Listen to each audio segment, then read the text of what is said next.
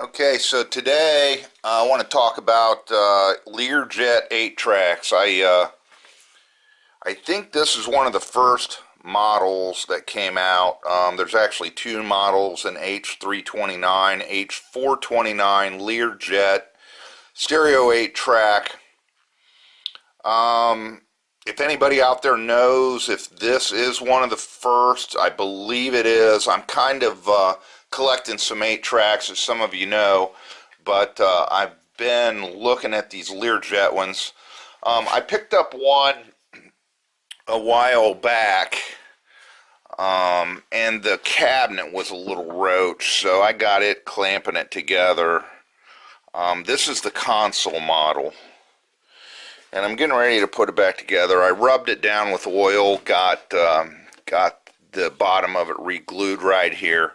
But I mean, I took it apart, and here's the belt and look at the size of that flywheel. But the flywheel and the capstan there, and I couldn't get the lights to the indicator lights to be consistent. Sometimes they were on, sometimes they were off.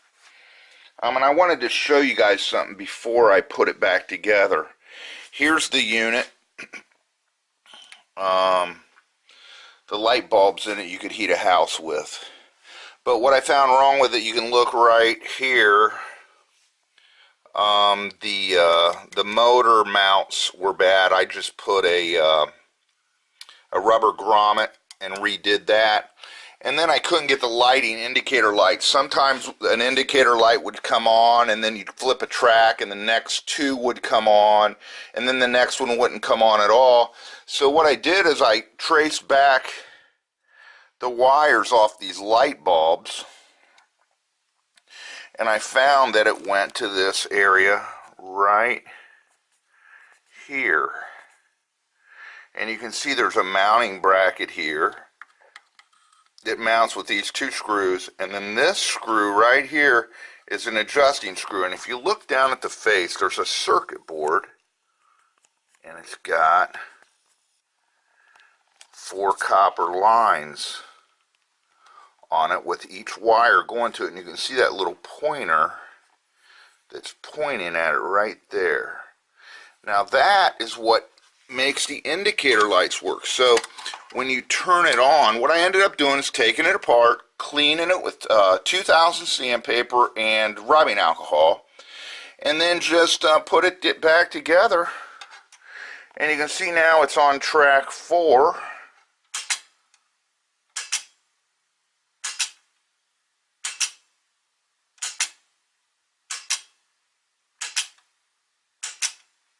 So you got one of these and the indicator light don't work. That's what you need to do. So I'm gonna clean it all up and put it back together, get a belt on it. I'm pretty certain it's gonna work and look good.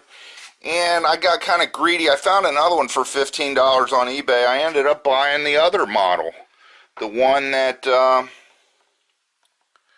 has no speakers. So I'm going to take a look at this one too. It had the same indicator light problem and the same problem with the motor mount. So I'm pretty interested in these old Learjets. One thing, I'm missing a tone control for one of them. So if anybody has a roached out parts one that has a spare tone control, comment, let me know. I might be interested in getting it for parts or something from you, so I can, if I get this other one working, I'll have 2 good working old Learjets. Also comment on the video if you know a little bit more about the history of these things, which was the first and which was the actual first 8-track home-built unit, if this is it, or if there was one before this.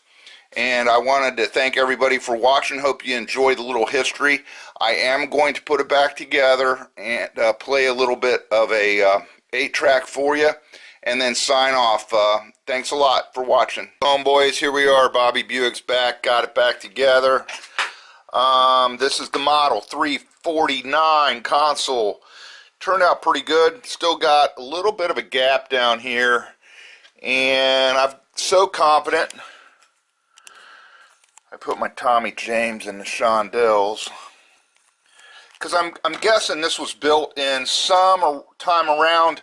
I couldn't find anything in the instruction manual, but I am thinking 65, 66.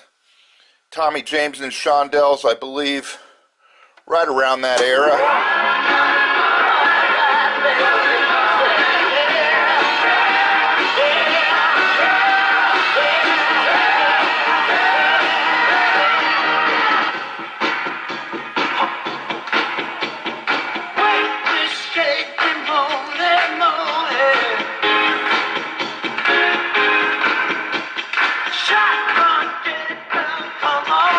Not much of a tone control, man.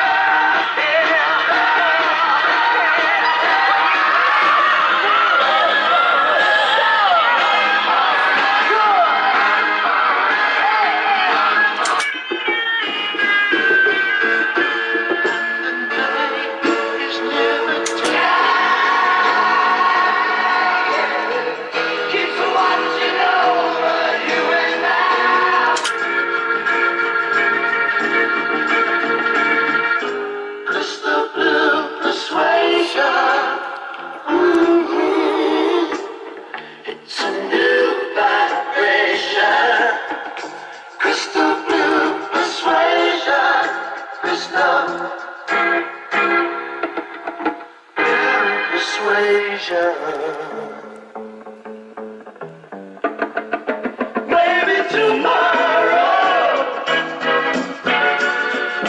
when he looks down on every green field. I think this thing's like 70 watts.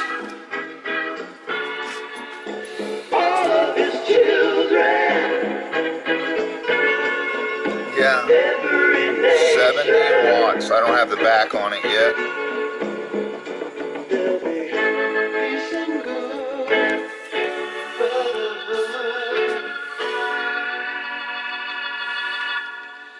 Alright, thanks for watching. Look for me at Tone Control. Either one will work. And subscribe, comment, let me know what you think. Let me know if you know more than me. Thanks for watching again. Until next time, Bobby Buick signing off. See ya.